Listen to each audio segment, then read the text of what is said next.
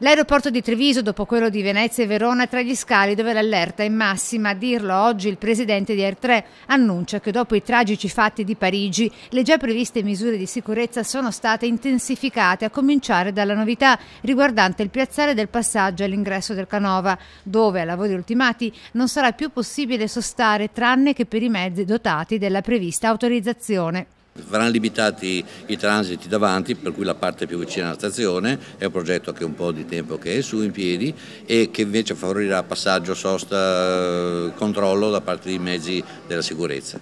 Sosta che verrà concessa soltanto a taxi e corriere, sempre con regolare permesso e in numero limitato. Il traffico del piazzale è regolamentato da un'ulteriore nuova sbarra che ne delimiterà pertanto l'accesso. Previsto inoltre un nuovo numero di stalli gratuiti ma per i soli mezzi delle forze dell'ordine, progetto che verrà ultimato nel brevissimo termine considerata la situazione di emergenza terrorismo. Comunque io sono abbastanza tranquillo perché il controllo da parte della questura e degli enti preposti c'è.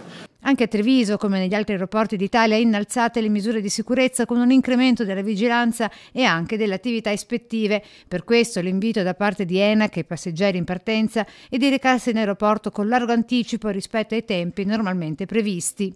Io mi limito ad eseguire, anche attraverso SAVE, evidentemente tutto quello ci viene dall'alto diretto e chiesto, per cui ci sentiamo abbastanza tranquilli. Sono state intensificate, su questo non avevo dubbio, non c'è dubbio evidentemente,